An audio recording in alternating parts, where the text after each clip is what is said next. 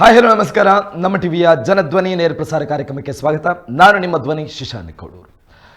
ಇವತ್ತಿನ ಜನಧ್ವನಿಯಲ್ಲಿ ಬೆಳಗಿನಿಂದಲೂ ಕೂಡ ಪ್ರಮುಖ ಗಮನಿಸಿರ್ತೀರಾ, ಧರ್ಮಸ್ಥಳಕ್ಕೆ ಕುರಿತಾದಂತಹ ಸುದ್ದಿಯ ಸಂಪೂರ್ಣ ಹಂತ ಹಂತವಾದ ವಿಚಾರವನ್ನು ಪ್ರತಿ ಜನಧ್ವನಿಯಲ್ಲೂ ಕೂಡ ನಿಮ್ಮ ಮುಂದೆ ಇಡುವಂಥ ಪ್ರಯತ್ನವನ್ನು ಮಾಡಿದೆ ನಮ್ಮ ಟಿವಿ.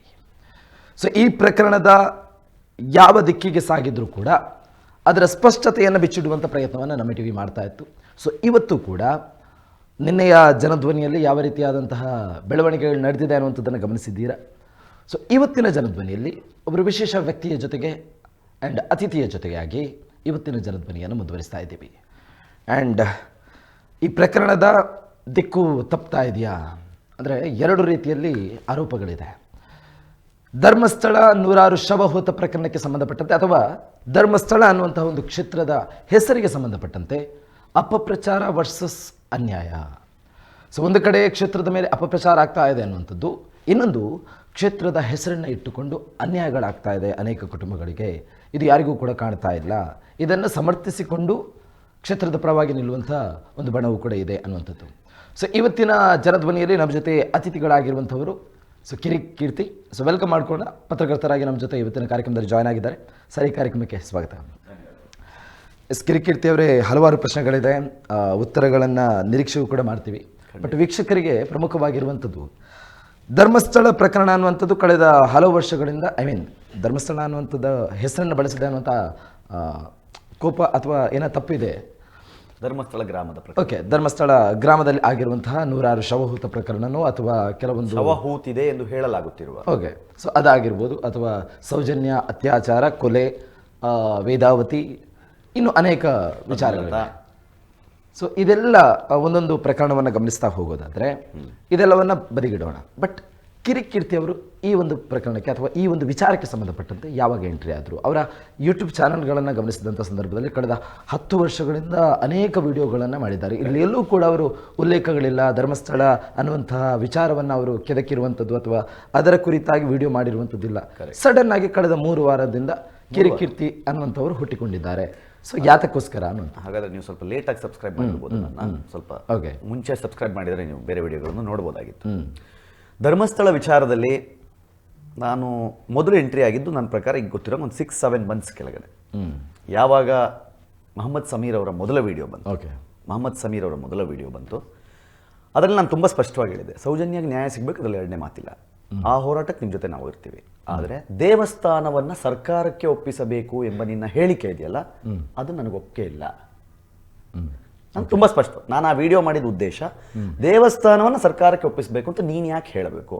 ಆದರೆ ಬೇರೆ ಹಿಂದೂ ದೇವಸ್ಥಾನಗಳು ಮುಜರಾಯಿ ಇಲಾಖೆಗೆ ಸೇರಿಲ್ಲ. ಇದು ಹಿಂದೂ ದೇವಸ್ಥಾನ ಅಲ್ವಲ್ಲ.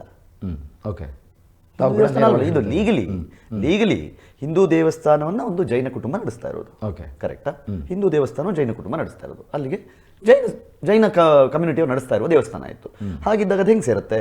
ಲೀಗಲಿ ಹೆಂಗೆ ಸೇರುತ್ತೆ? ಆಮೇಲೆ ಇಷ್ಟು ವರ್ಷಗಳ ಕಾಲ ಏನು ಸಣ್ಣ ಇತಿಹಾಸ ಅಲ್ಲ. ಅಂದರೆ ವೀರೇಂದ್ರ ಹೆಗಡೆ ಅವರು ಬಂದ ಮೇಲೆ ಧರ್ಮಸ್ಥಳ ಆಗಿದ್ದಲ್ಲ. ಅದಕ್ಕೆ 800 ವರ್ಷಗಳ ಇತಿಹಾಸ ಇದೆ. ಅದು ಯಾಕೆ ಬಂತು, ಹೇಗೆ ಬಂತು, ಏನಕ್ಕೆ ಬಂತು ಅಂತ ಎಲ್ಲವೂ ಗೊತ್ತಿದೆ. ಅಲ್ಲಿನ ಪ್ರಸಾದವನ್ನು ತಿಂದ ಬಾಯಿಗಳೇ ಇವತ್ತು ಮಾತಾಡ್ತವೆ. ಅದು ಬೇರೆ ವಿಷಯ. ಅಲ್ಲಿನ ಅನ್ನ ತಿಂದ ಬಾಯಿಗಳೇ ಇವತ್ತು ಮಾತಾಡ್ತವೆ. ಅದು ಅವರವ್ರ ಇಚ್ಛೆ. ಅದು ಮಾತಾಡಲಿ, ಅದು ಪರವಾಗಿಲ್ಲ, ಅದನ್ನು ಭಗವಂತ ನೋಡ್ಕೊಳ್ಳಿ. ಆದರೆ ಎಲ್ಲವೂ ಸುಸೂತ್ರವಾಗಿ ನಡೀತಾ ಇರಬೇಕಾದ್ರೆ ನಾನು ಹೇಳ್ತಾ ಇರೋದು, ಧರ್ಮಸ್ಥಳ ಮ್ಯಾನೇಜ್ಮೆಂಟಲ್ಲಿ ಬಹಳ ದೊಡ್ಡ ಸಮಸ್ಯೆ ಇದೆ. ಅಲ್ಲಿ ಭ್ರಷ್ಟಾಚಾರ ನಡೀತಾ ಇದೆ. ಅಲ್ಲಿ ಸಮಸ್ಯೆಗಳ ಆಗರಾಗೋಗ್ಬಿಟ್ಟಿದೆ. ಹೀಗಿರುವಾಗ ಸರ್ಕಾರ ಎಂಟ್ರಿ ಕೊಡಲಿ ಅಂತ ನಾವು ಹೇಳ್ತೀವಿ. ಎಲ್ಲವೂ ಸುಸೂತ್ರವಾಗಿ ನಡೀತಾ ಇದೆ. ವಿದ್ಯಾ ಕೇಂದ್ರಗಳಿರ್ಬೋದು, ವೈದ್ಯಕೀಯ ಕ್ಷೇತ್ರಗಳಿರ್ಬೋದು, ಅಥವಾ ಅನ್ನದಾಸೋಹ ಇರ್ಬೋದು, ಸಮಾಜಮುಖಿ ಚಟುವಟಿಕೆಗಳಿಗೆ ಆಗಿರ್ಬೋದು, ಹೆಣ್ಣು ಮಕ್ಕಳನ್ನು ಬಲಿಷ್ಠಗೊಳಿಸುವಂತಹ ಕಾರ್ಯಕ್ರಮಗಳಾಗಿರ್ಬೋದು, ಕೆರೆಯ ಉತ್ಖನನ ಕೆಲಸಗಳಾಗಿರ್ಬೋದು, ಅಟ್ ದ ಸೇಮ್ ಟೈಮ್ ದೇವಸ್ಥಾನಗಳ ಜೀರ್ಣೋದ್ಧಾರ ಎಲ್ಲವನ್ನೂ ಆರಾಮಾಗಿ ಮಾಡ್ತಾ ಇರೋತ್ತಿಗೆ ಯಾಕೆ? ಈಗ ನೀವು ಇಲ್ಲಿ ಆ್ಯಂಕರು, ಜನಧ್ವನಿಯಲ್ಲಿ ನೀವು ಪ್ರತಿದಿನ ಪ್ರೋಗ್ರಾಮ್ ಮಾಡ್ತಾ ಇದ್ದೀರಿ. ಎಲ್ಲವೂ ಚೆನ್ನಾಗೇ ಇದ್ದರೆ, ನೀವು ಮಾಡ್ತಿರೋ ಪ್ರೋಗ್ರಾಮಿಗೆ ವ್ಯೂವರ್ಸ್ ಜಾಸ್ತಿ ಇದ್ದರೆ ಯಾಕೆ ನೀವೇ ಯಾಕಿರಬೇಕು ಅಂತ ನಾನು ಕೇಳಿದ್ರೆ ತಪ್ಪಲ್ವಾ? ಬಟ್ ಅದರ ತಾವು ಹೇಳೋ ಪ್ರಕಾರ ಧರ್ಮಸ್ಥಳದಲ್ಲಿ ಇವ್ರು ಯಾರು ಬೊಟ್ಟು ಮಾಡುವ ರೀತಿಯಲ್ಲಿ ಯಾವುದೇ ಘಟನೆಗಳು ನಡೀತಾ ಇಲ್ಲ. ನಾನು ಹೇಳ್ತಾ ಇರೋದು, ನೀವು ಯಾಕೆ ಸರ್ಕಾರಕ್ಕೆ ಕೊಡಬಾರದು ಅನ್ನುವ ಮಾತಿಗೆ ಇದು ಉತ್ತರ. ಇನ್ನು ಉಳಿದಿದ್ದನ್ನು ಮತ್ತೆ ನೀವು ಹೇಳ್ತಾ ಹೋಗಿ ನಾನು ಕೇಳ್ತಾ ಹೋಗ್ತೀನಿ. ಧರ್ಮಸ್ಥಳವನ್ನ ಟಾರ್ಗೆಟ್ ಮಾಡ್ತಾ ಇದ್ದಾರೆ ಅಥವಾ ಆ ಕ್ಷೇತ್ರದ ಮೇಲೆ ಷಡ್ಯಂತ್ರಗಳು ನಡೀತಾ ಇದೆ ಅನ್ನುವಂತಹ ಆರೋಪಗಳು ಒಂದು ವರ್ಗದಿಂದ ಕೇಳಿ ಬರ್ತಾ ಇದೆ. ಎಸ್ಪೆಷಲಿ ಡಿ ಕೆ ಶಿವಕುಮಾರ್ ಅವರು ಕೂಡ ಒಂದು ಮೆನ್ಷನ್ ಮಾಡಿದ್ರು ಆ ವಿಚಾರವನ್ನು ಸಂಬಂಧಪಟ್ಟ. ನಿಮ್ಮ ಆತ್ಮಸಾಕ್ಷಿಗೆ ಚಾಲೆಂಜ್ ಮಾಡೋದಾದ್ರೆ ಹಾಗಾಗ್ತಿದೆ ಅಂತ ನಿಮ್ಗೆ ಅನಿಸ್ತಾ ಇಲ್ವಾ? ನಿಮ್ಮ ಆತ್ಮಸಾಕ್ಷಿ ನಡೀತಾ ಇದೆ ಅಂತ ಹೇಳಿ ಅಂದ್ರೆ ಈಗೆಲ್ಲ ಏನ್ ನಡೀತಾ ಇದೆ ಇದರಿಂದಾಗಿ ಕ್ಷೇತ್ರಕ್ಕೆ ಕೆಟ್ಟ ಹೆಸರು ಬರ್ತಿದೆ ಅನ್ನೋದನ್ನ ನೀವು ಆತ್ಮಸಾಕ್ಷಿಯಾಗಿ ಒಪ್ತಿರೋ ಒಪ್ಪಲ್ವೋ? ಓಕೆ. ಸೊ ಒಪ್ತಿರೋ ಒಪ್ಪಲ್ವೋ? ಅಲ್ಲ, ಇದೇ ವಿಚಾರವನ್ನು ಒಪ್ತಿರೋ ಒಪ್ಪಲ್ವೋ? ಒಂದು ಅರ್ಥದಲ್ಲಿ ಆಗ್ತಾ ಇದೆ ಬಟ್ ಇನ್ನೊಂದು ಅರ್ಥದಲ್ಲಿ ಆಗ್ತಾ ಇಲ್ಲ. ಅದನ್ನು ಕೂಡ ಕ್ಲಾರಿಫೈ ಮಾಡಿ. ಒಂದ್ ಅರ್ಥ ಯಾವುದು ಹೇಳಿ, ಇನ್ನೊಂದು ಅರ್ಥ ಯಾವುದು ಅಂತ. ಓಕೆ, ಬಟ್ ಇವತ್ತು ಅತಿಥಿಯಾಗಿ ಬಂದಿರುವಂಥದ್ದು ತಾವು. ಓಕೆ, ಬಟ್ ನಾನು ಹೇಳ್ತಾ ಇರುವಂಥದ್ದು ಷಡ್ಯಂತ್ರ ಅಂತ ಹೇಳಿ ಡಿ ಕೆ ಶಿವಕುಮಾರ್ ಅವರು ಮೆನ್ಷನ್ ಮಾಡ್ತಾರೆ. ಬಟ್ ಬಿಜೆಪಿ ಅವರು ಹೇಳುವ, ನಾನು ಈಗ ಪಕ್ಷವನ್ನು ತರ್ತಾ ಇಲ್ಲ, ಬಟ್ ಆ ವಿಚಾರಕ್ಕೆ ಬರ್ತಾ ಇದ್ದೀನಿ. ಇನ್ನೊಂದು ಮಿತ್ರ ಪಕ್ಷ ಹೇಳ್ತಾ ಇದೆ ಇಲ್ಲ ಅಲ್ಲಿ ಷಡ್ಯಂತ್ರಗಳು ನಡೀತಾ ಇಲ್ಲ ಅಂತೇಳಿ. ಬಟ್ ಆಡಳಿತ ಪಕ್ಷ ಸ್ಪಷ್ಟವಾಗಿ ಷಡ್ಯಂತ್ರ ನಡೀತಾ ಇದೆ ಮತ್ತು ಗೃಹ ಸಚಿವರು ಹೇಳೋ ಪ್ರಕಾರ ಮಾಧ್ಯಮಗಳಲ್ಲಿ ಬರುವಂಥದ್ದು ಯಾವುದು ಸತ್ಯ ಅಲ್ಲ, ಅಲ್ಲಿ ಒಂದು ಸತ್ಯ ಬೇರೆನೇ ಇದೆ ಅನ್ನುವಂಥದ್ದು. ಹಾಗಾದರೆ ತಾವುಗಳು ಹೇಳುವಂಥದ್ದು ಸುಳ್ಳ? ಹಾಗಾದರೆ ನಾವೇನು ಹೇಳ್ತಾ ಇದ್ದೀವಿ ಅಂದರೆ ತಾವು ಹೇಳ್ತಾ ಇರುವಂಥದ್ದು ಈ ಆರೋಪಗಳು ಸಮೀರ್ ಎಂ ಡಿ ಆಗಿರ್ಬೋದು ಅಥವಾ ಗಿರೀಶ್ ಮಟ್ಟಣ್ಣರವರು ಅಥವಾ ಮಹೇಶ್ ಶೆಟ್ಟಿ ತಿಮ್ಮರೊಡ್ಡಿ ಇವರೆಲ್ಲ ಮಾಡುವಂಥ ಆರೋಪಗಳೆಲ್ಲವೂ ಸುಳ್ಳು ಅಂತ ಹೇಳ್ತಾ ಬರ್ತಾರೆ. ಸಾಕ್ಷಿ ಕೊಟ್ಟರೆ ಸತ್ಯ ಅಂತ ನಾವು ಒಪ್ತೀವಿ. 37 ನಿಮಿಷದ ವಿಡಿಯೋ ಮಾಡಿ ಅದರ ಡಿಸ್ಕ್ಲೈಮರ್ನಲ್ಲಿ ಈ ವಿಡಿಯೋವನ್ನು ಮಾಡುವಾಗ ನಾನು ಯಾವುದೇ ವಿಕ್ಟಿಮನ್ನು ಮಾತಾಡಿಸಿಲ್ಲ, ಯಾವುದೇ ಸಾಕ್ಷಿಯನ್ನು ಮಾತಾಡಿಸಿಲ್ಲ, ಯಾವುದೇ ಲೀಗಲ್ ಒಪಿನಿಯನ್ ತಗೊಂಡಿಲ್ಲ.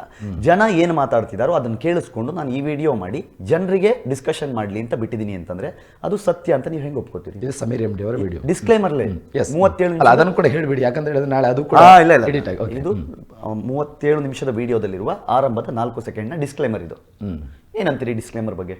ಓಕೆ, ಜನ 37 ನಿಮಿಷದ ವಿಡಿಯೋ ನೋಡೋಕೆ ಮುಂಚೆ 4 ನಿಮಿಷ ಇಂಗ್ಲೀಷ್ನ ಸಣ್ಣ ಟೆಕ್ಸ್ಟ್ಗಳಲ್ಲಿ ಡಿಸ್ಕ್ಲೈಮರ್ ನೋಡ್ಬಿಟ್ಟಿದ್ರೆ ಅಯ್ಯಯ್ಯೋ ಇದೊಂದು ಕಾಲ್ಪನಿಕ ಚಿತ್ರವೇ, ಕಾಲ್ಪನಿಕ ಕಥೆಯೇ ಅಂತ ಅನ್ಕೋತಿದ್ರೇನು? ಓಕೆ, ನಾನು ಹೇಳ್ತಾ ಇರೋದು ಸಮೀರ್ ನಿಜವಾಗಿಯೂ ಅಷ್ಟೆಲ್ಲ ಅನ್ಯಾಯಗಳ ವಿರುದ್ಧ ಹೋರಾಡ್ತಾ ಇರೋದಾದರೆ ಅಷ್ಟೆಲ್ಲ ವಿಡಿಯೋಗಳನ್ನು ಮಾಡುವ ಬದಲು ಅದೇ ಜಾಗದಲ್ಲಿ ಸಾಕ್ಷಿಗಳನ್ನು ಇಡಬಹುದಿತ್ತು. ನಾನು ಕೇಳ್ತಿರೋ ತಪ್ಪಿದೆಯಾ? ಓಕೆ, ನನ್ನ ಜೇಬಿನಲ್ಲಿ ಸಾಕ್ಷಿ ಇದೆ, ನಾನು ಅದನ್ನು ತೋರಿಸ್ತೀನಿ ಅಂತ ಹೇಳಿದ್ರು, ಅದನ್ನು ಕೊಡಿ ಅಂತ ಕೇಳಿದ್ವಿ, ತಪ್ಪಿದೆಯಾ? ಇಲ್ಲ. ನನ್ನ ಮೊಬೈಲ್ನಲ್ಲಿ ಸಾಕ್ಷಿಗಳಿದೆ, ಆ 3 ನಿಮಿಷದ ವಿಡಿಯೋ ಬಿಟ್ಟರೆ ಇವರೆಲ್ಲ ಜೈಲಿಗೆ ಹೋಗ್ತಾರೆ ಅಂತಂದ್ರು, ಆ ಮೊಬೈಲ್ನಲ್ಲಿರುವ ಸಾಕ್ಷಿಯನ್ನು ತಗೊಂಡೋಗಿ ಕೊಡಿ ಅಂತ ಹೇಳಿದ್ವಿ. ನಾವು ಕೇಳಿತ್ತಪ್ಪ?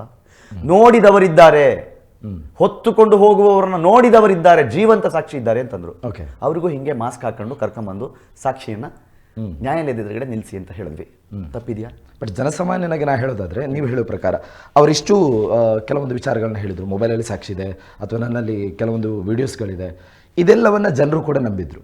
ಈಗ ಕಿರಿಕೀರ್ತಿಯವರು ಕೂಡ ಕೇಳುವಂಥ ಪ್ರಶ್ನೆ, ಈಗ ನನ್ನಲ್ಲಿ ನೀವು ಕೇಳಿರೋ ಥರ ಮೊಬೈಲಲ್ಲಿ ಸಾಕ್ಷಿ ಇದೆ ಅಂತ ಹೇಳಿದ್ರು, ಅವ್ರು ತೋರಿಸಿದ್ರಾ? ಇಲ್ಲ.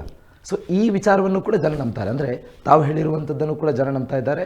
ಆ ಕಡೆ ಸಮೀರ್ ಎಂ ಡಿ ಅವರು ಹೇಳಿರುವಂಥದ್ದು. ಬಟ್ ನಾನು ಕೇಳ್ತಾ ಇರುವಂಥದ್ದು, ನಾನು ನಂಬದೇ ಇರುವಂಥ ಸತ್ಯ ಯಾವುದು ಅಂತ ಹೇಳಿದ್ರೆ ಸರ್ಕಾರ ಮಾತ್ರ ಈ ವಿಚಾರದಲ್ಲಿ ಮೂಗು ತೋರಿಸೋ ಪ್ರಕಾರ ಅಥವಾ ಇಲ್ಲೇನೋ ಒಂದು ಇದೆ, ಇಲ್ಲಿ ಆಗಿದರೆ ಸಿಗಬಹುದು ಅನ್ನುವಂಥ ರೀತಿಯಲ್ಲಿ ಹೂತು ಹಾಕಲಾಗಿದೆ. ಡಿ ಕೆ ಶಿವಕುಮಾರ್ ಅವರು ಸಹಿತ ಸರ್ಕಾರದ ಒಂದು ಅಂಗ, DCM ಪ್ರಮುಖ ಖಾತೆಯನ್ನು ನಿಭಾಯಿಸ್ತಾ ಇರೋರು. ಅಟ್ ದ ಸೇಮ್ ಟೈಮ್ ಗೃಹ ಸಚಿವರು ಕೂಡ ಅದೇ ಸರ್ಕಾರದ ಅಂಗ. ನಿಮ್ಮ ಪ್ರಕಾರ ಎರಡೂ ಹೇಳಿಕೆಗಳಲ್ಲಿ ತುಂಬಾ ತದ್ವಿರುದ್ಧ ಇದೆ ಅಂತ, ಕರೆಕ್ಟಾ? ಇದರ ಅರ್ಥ ಏನು ಅಂತಂದ್ರೆ ಸರ್ಕಾರದ ಮೇಲೆ ಯಾರ ಕಡೆಯಿಂದನೂ ಪ್ರೆಷರ್ ಇಲ್ಲ, ಅದು ಅವರ ವೈಯಕ್ತಿಕ ಅಭಿಪ್ರಾಯಗಳನ್ನು ಅವ್ರು ಹೇಳ್ತಾ ಇದ್ದಾರೆ ಅಥವಾ ದಾಖಲೆಗಳ ಆಧಾರದ ಮೇಲೆ ಹೇಳ್ತಿದ್ದಾರೆ. ಅದು ನಮಗೆ ಬೇಡ. ನಾನು DCM ಡಿ ಕೆ ಶಿವಕುಮಾರ್ ಅವರು ಸದನದ ಒಳಗೆ ಹೊರಗಡೆ ಬಂದು ಹೇಳಿದ್ದನ್ನ, ಷಡ್ಯಂತ್ರ ನಡೆದಿದೆ ಅನ್ನುವುದನ್ನ ಸದನದ ಒಳಗೆ ಹೇಳಿದ್ದಿದ್ರೆ ನಾನು ನಿಮ್ಮ ಮಾತನ್ನು ಒಪ್ತಾ ಇದ್ದೆ. ಹೊರಗಡೆ ಬಂದು ಮಾಧ್ಯಮದ ಎದುರಲ್ಲಿ ಅವ್ರು ಮಾತಾಡಿದಾಗ DCM ಆಗಿ ಮಾತಾಡಿದ್ದಾರೆ ಅಂತ ನಾನು ಹೇಳಲ್ಲ, ಧರ್ಮಸ್ಥಳದ ಭಕ್ತನಾಗಿ ಮಾತಾಡಿರ್ಬೋದು, ಅಥವಾ ಅವ್ರು ನೋಡಿರುವ ವಿಡಿಯೋಗಳ ಆಧಾರದ ಮೇಲೆ ಅಥವಾ ಅವ್ರಿಗೆ ಬಂದಿರುವ ವರದಿಗಳ ಆಧಾರದ ಮೇಲೆ ಅವ್ರು ಮಾತಾಡಿರ್ಬೋದು. But I can't object it, I can't support it. ಹೇಳಿದ್ದಾರೆ ಧರ್ಮದಲ್ಲಿ ರಾಜಕಾರಣವನ್ನ ತರಬೇಡಿ, ಅದನ್ನು ಬಿಜೆಪಿ ಅವ್ರು ಹೇಳಿದ್ದಾರೆ, ಈಗ ನಾನು ಹೇಳೋದು ಎಲ್ಲರ ಪ್ರಶ್ನೆ ಏನು ಅಂತಂದ್ರೆ, ಸಹಜವಾಗಿ ಈ ಧರ್ಮಸ್ಥಳವನ್ನು ವಿರೋಧಿಸುತ್ತಿರುವ ಅಥವಾ ಧರ್ಮಸ್ಥಳದವರೇ ತಪ್ಪು ಮಾಡಿದ್ದಾರೆ ಅಂತ ಹೇಳುತ್ತಿರುವ ವರ್ಗ ಏನು ಹೇಳುತ್ತೆ, ನಾವು ಧರ್ಮಸ್ಥಳವನ್ನು ಎಲ್ಲಿ ಟಾರ್ಗೆಟ್ ಮಾಡ್ತಾ ಇದ್ದೀವಿ, ನಾವು ಅಲ್ಲಿ ನಡೆದಿರುವ ಸಾವಿನ ಬಗ್ಗೆ ಕೇಳ್ತಾ ಇದ್ದೀವಿ ಅಂತ. ಆಯ್ತಾ? ಈಗ 400 ಕಾರ್ನಲ್ಲಿ ಧರ್ಮಸ್ಥಳ ಕ್ಷೇತ್ರಕ್ಕೆ ಹೋದ್ರೆ ತಪ್ಪೇನು? ನೀವು ಟಾರ್ಗೆಟ್ ಮಾಡ್ತಿರೋದು ಧರ್ಮಸ್ಥಳ ಕ್ಷೇತ್ರಕ್ಕಲ್ಲ, ನೀವು ಕೇಳ್ತಿರೋದು ನ್ಯಾಯ. ಸರಿ, ಭಕ್ತರಾಗಿ 400 ಕಾರ್ ತಗೊಂಡು ಯಾರೋ ಒಂದು ರ್ಯಾಲಿ ಮಾಡಿಕೊಂಡು ಧರ್ಮಸ್ಥಳ ಕ್ಷೇತ್ರಕ್ಕೆ ಹೋದ್ರೆ ಏನು ಸಮಸ್ಯೆ? ಈಗ ಅದನ್ನು ಯಾರು ವಿರೋಧಿಸಿದ್ರು, ಯಾರು ಪ್ರಶ್ನಿಸಿದ್ರು? ವಿರೋಧಿಸುವ ಬೇಕಾದಷ್ಟು ವಿಡಿಯೋಗಳು, ಬೇಕಾದಷ್ಟು ಸ್ಟೇಟ್ಮೆಂಟ್ಗಳು ಬಂತು. ಅದಕ್ಕೆ ನಾನು ಅದನ್ನ ಮಾತಾಡ್ತಾ ಇದ್ದೆ. ಅಲ್ಲ, ದೇವಸ್ಥಾನಕ್ಕೆ ಅಂದ್ರೆ ನನ್ನ ಭಕ್ತಿ ಅಲ್ಲ, ನಾನು ಅದನ್ನ ಹೇಳ್ತೇನೆ. ಅದೇ ಅಲ್ಲಿ ಶ್ರದ್ಧೆ ಮತ್ತು ಭಕ್ತಿಗೆ ನಾವು ಅನ್ಯಾಯ ಮಾಡಿಲ್ಲ ಅನ್ನೋದಾದ್ರೆ ಅವರು ಯಾರೋ ಅಲ್ಲಿಗೆ ಹೋಗ್ತಾರೆ ಅನ್ನೋದನ್ನು ತಗೋಬೇಕು ಅಂತಿಲ್ಲ, ಅದನ್ನು ತಗೋಬೇಕು ಅಂತ ಅಷ್ಟೇ. ನಾನು ಅದನ್ನ ಟಾರ್ಗೆಟೇ ಮಾಡ್ತಿಲ್ಲ ಅಂದಾಗ ಅಲ್ಲಿ ಯಾರು ಹೋದ್ರೆ ಯಾರು ಬಿಟ್ರೆ ಅದು ನಿಮ್ಗೆ ಮ್ಯಾಟ್ರ್ ಆಗಲ್ಲ ಅಂತ. ಓಕೆ. ಆದರೆ ಟಾರ್ಗೆಟ್ ಮಾಡ್ತಿಲ್ಲ ಅಂತ ಹೇಳಿದವರ ಬಾಯಲ್ಲಿ ಅಲ್ಲಿ ಅಣ್ಣಪ್ಪ ಸ್ವಾಮಿ ಇಲ್ಲ, ಅಲ್ಲಿ ಮಂಜುನಾಥ ಸ್ವಾಮಿ ಇಲ್ಲ, JCBಯನ್ನು ನುಗ್ಸಿ ತೆಗೆದು ಬಿಡಿಯಲ್ಲ ದೇವ್ರನ್ನ ಅಂತಲೋ. ಅಲ್ಲ, ಆ ಥರ ಹೇಳಿರೋದಕ್ಕೆ ಏನಾದರೂ ಸಾಕ್ಷಿ ಇದೆಯಾ? ವಿಡಿಯೋ ಇದೆ. ಎಲ್ಲಿಂದ ಮೂಲ ಅನ್ನುವಂಥದ್ದನ್ನು ಕೆದಕ್ತಾ ಹೋದರೆ ಇದೇ ಸ್ಟುಡಿಯೋದಲ್ಲಿ ಆಗಿರುವಂಥ ಇಂಟರ್ವ್ಯೂ ಅದು. ಮಹೇಶ್ ಶೆಟ್ಟಿ ತಿಮ್ಮಾರೆಡ್ಡಿ ಅವರನ್ನು ನಾನೇ ಸಂದರ್ಶನ ಮಾಡಿದ್ದೆ. ಬಟ್ ನೀವು ಏನು ಹೇಳ್ತಾ ಇದ್ದೀರಾ, ಕೆಲವೊಂದು ವೀಡಿಯೋಸ್ಗಳನ್ನು ಕಟ್ ಮಾಡಿ ಎಡಿಟ್ ಮಾಡಿ ಕಾಂಟೆಕ್ಸ್ಟ್ ವೈರಲ್ ಮಾಡ್ತಾ ಇದ್ದಾರೆ ಅಂತ ಹೇಳಿ. ಬಟ್ ಈ ವಿಡಿಯೋವನ್ನು ಕೂಡ ನನ್ನ ಪ್ರಕಾರ ಕಟ್ ಮಾಡಿ ಎಡಿಟ್ ಮಾಡಿ ವೈರಲ್ ಮಾಡಿದ್ದಾರೆ ಅಂತ ಅನಿಸ್ತಾ ಇದೆ. ಯಾಕಂತ ಹೇಳಿದ್ರೆ ಅದು ಫುಲ್ ವಿಡಿಯೋ ನೋಡೋದಾದರೆ ಫುಲ್ ವಿಡಿಯೋದಲ್ಲಿ ಅವರು ಹೇಳಿರುವ ಸಂದರ್ಶನದಲ್ಲಿ ಹೇಳಿರುವಂಥ ಮಾಹಿತಿ ಏನು ಅಂತ ಹೇಳಿದರೆ, ಧರ್ಮಸ್ಥಳದ ಪರವಾಗಿ ಇರುವಂಥ ಕೆಲವರು ಹೇಳಿದರು, ಕೇರಳದಲ್ಲಿರುವಂತಹ ಕಾಣತ್ತೂರಿಗೆ ಬನ್ನಿ ಆಣೆ ಪ್ರಮಾಣಕ್ಕೋಸ್ಕರ. ಆ ಸಂದರ್ಭದಲ್ಲಿ ನಾನು ಕೇಳುವಂಥ ಪ್ರಶ್ನೆ ಏನು ಅಂತ ಹೇಳಿದರೆ, ಧರ್ಮಸ್ಥಳದಲ್ಲಿ ಹಿಂದೂಗಳ ಪವಿತ್ರವಾದಂಥ ಶ್ರದ್ಧಾಕೇಂದ್ರ ಆಗಿರುವಂಥ ಧರ್ಮಸ್ಥಳ ಇರುವಂಥ ವೇಳೆಯಲ್ಲಿ ದೂರದ ಕಾಣತ್ತೂರಿಗೆ ಆಣೆ ಪ್ರಮಾಣಕ್ಕೆ ಹೋಗುವಂಥ ಅವಶ್ಯಕತೆ ಏನಿದೆ? ಹಾಗಾದರೆ ಧರ್ಮಸ್ಥಳದಲ್ಲಿ ಸತ್ಯಗಳಿಲ್ವಾ? ಅಲ್ಲಿರುವಂಥ ದೇವಸ್ಥಾನಗಳನ್ನು ಹಾಗಾದರೆ ಕೆಡವಿ ಅನ್ನುವಂಥ ರೀತಿಯಲ್ಲಿ ಅವರು ಹೇಳಿರುವಂಥದ್ದು ನಾನು ಸಮರ್ಥಿಸಿಕೊಂಡು ಹೇಳ್ತಾ ಇದ್ದೀನಿ. ಪರವಾಗಿಲ್ಲ, ಈ ಸ್ಟುಡಿಯೋದಲ್ಲಿ ಆಗಿರುವಂಥ ವಿಚಾರವನ್ನು ಜನರಿಗೆ ಅದಕ್ಕೆ ಅವರು ಏನು ಹೇಳಿದ್ರು? ಸೊ ಅವರು ಹೇಳಿರುವಂಥದ್ದು ಅಂದರೆ ಧರ್ಮಸ್ಥಳ ಇರುವಾಗ ಕಾಣತ್ತೂರಿಗೆ ಹೋಗುವಂಥ ಅವಶ್ಯಕತೆ ಏನಿದೆ? ಹಾಗಾದರೆ ಧರ್ಮಸ್ಥಳದಲ್ಲಿ ಶಕ್ತಿ ಇಲ್ವಾ? ಅದನ್ನು ಕೆಡವ್ತೀರಾ ಅನ್ನುವಂಥ ರೀತಿಯಲ್ಲಿ. ಅಲ್ಲ, ಕೆಡವುತ್ತೀರಾ ಅಂತಲ್ಲ. ಹಾಗಾದರೆ ನನಗೆ ಕಾಣತ್ತೂರು ಧರ್ಮಸ್ಥಳ ಯಾವುದೂ ಇಲ್ಲ. ಎಸ್, ಅದು ಇನ್ನೊಂದು ವಿಡಿಯೋದಲ್ಲಿ. ಎಸ್, ನಾನು ಅದ್ರ ಬಗ್ಗೆ ಮಾತಾಡ್ತೇನೆ. ನೀವು ಹೇಳ್ತಿರೋದು ಬೇರೆ, ನಾನು ಹೇಳ್ತಿರೋದು ಬೇರೆ. ಇಲ್ಲ, ಓಕೆ ಓಕೆ, ನೀವೇ ಹೇಳಿ. ಕಾಣತ್ತೂರು ಬೇರೆ ಅಲ್ಲ, ಧರ್ಮಸ್ಥಳ ಅಲ್ಲ. ನಾನು ಯಾವುದನ್ನು ನಂಬುದಿಲ್ಲ. ಓಕೆ, ನಾನು ಯಾವುದನ್ನು ನಂಬುದಿಲ್ಲ. ಅದೇನು ಇನ್ನೊಂದು ಮಾತು ಹೇಳ್ತಾರೆ, ಅಲ್ಲಿ ಅಣ್ಣಪ್ಪ ಸ್ವಾಮಿ ಮಂಜುನಾಥ ಸ್ವಾಮಿ ಇದ್ದಾರಾ, ಯಾಕೆ ಅವರಿಗೆ ಕೈ ಮುಗಿಯೋದು? JCB ನುಗ್ಸಿಯಲ್ಲ ಅಂತ. ಇಷ್ಟು ನಾವು ನೋಡಿರೋದು. ಅರ್ಥ ಆಯ್ತಾ? ಯಾರಿಗಾದರೂ ಇದನ್ನು ನೋಡಿದಾಗ ಹೌದಲ್ವಾ ಯಾಕೆ ಅಂತಲೋ, ಅಥವಾ ಯಾವುದೋ ಒಂದು ಖಾಸಗಿ ವಾಹಿನಿಯವರು ಮಾಡಿರುವಂಥ ಒಂದು ಯಾವುದರಲ್ಲಿ ಸ್ಟಿಂಗ್ ಆಪರೇಷನ್ ಆಡಿಯೋದಲ್ಲಿ ಗಿರೀಶ್ ಮಠಣ್ಣನವರು ಹೇಳ್ತಾರೆ, ಅವನನ್ನು ಎಬ್ಬರಿಸ್ತೇವೆ ಅಲ್ಲಿಂದ, ನಾವೊಂದು ಪರ್ಯಾಯ ಪೀಠ ಮಾಡ್ತೇವೆ ಧರ್ಮಸ್ಥಳದಲ್ಲಿ ಅಂದಾಗ ಯಾಕೆ? ಯಾವನೋ ರಸ್ತೆಯಲ್ಲಿ ನಿಂತ್ಕೊಂಡು ಡಮಾರ್ ಧರ್ಮಸ್ಥಳ ಅಂತ ಹೇಳಿ ವಿಡಿಯೋ ಮಾಡಿದಾಗ, ಯಾರೋ ಧರ್ಮಸ್ಥಳಕ್ಕೆ ಬಂದು ಮಂಜುನಾಥ ಸ್ವಾಮಿ ದೇವಸ್ಥಾನದ ಎದುರುಗಡೆ ನಿಂತ್ಕೊಂಡು ನಾನು ಧರ್ಮಸ್ಥಳಕ್ಕೆ ಬಂದಿದ್ದೇನೆ, ಆದರೆ ಈ ಮಂಜುನಾಥಿನ ನಾನು ಕೈ ಮುಗಿಯಲ್ಲ ಅಂತ ಹೇಳಿದಾಗ, ಅಲ್ ಜಜೀರಾದಲ್ಲಿ the mass burial place Dharmasthala ಅಂತ ಬಂದಾಗ, ಆಂಧ್ರದ ತೆಲುಗು ಚಾನೆಲ್ಗಳಲ್ಲಿ ಯಾವ ಹೆಣ್ಣು ಮಕ್ಕಳು ಧರ್ಮಸ್ಥಳಕ್ಕೆ ಹೋಗಬೇಡಿ, ಅಲ್ಲಿ ಅತ್ಯಾಚಾರ ಮಾಡಿ ಹೂತು ಹಾಕಿಬಿಡ್ತಾರೆ ಅಂತ ಬ್ರೇಕಿಂಗ್ ನ್ಯೂಸ್ ಹೊಡೆದಾಗ, ನಿಮಗನ್ಸಿಲ್ವಾ ಶ್ರದ್ಧಾ ಕೇಂದ್ರಕ್ಕೆ ಧಕ್ಕೆ ಆಗ್ತಾ ಇದೆ ಇದು ಅಂತ? ಓಕೆ.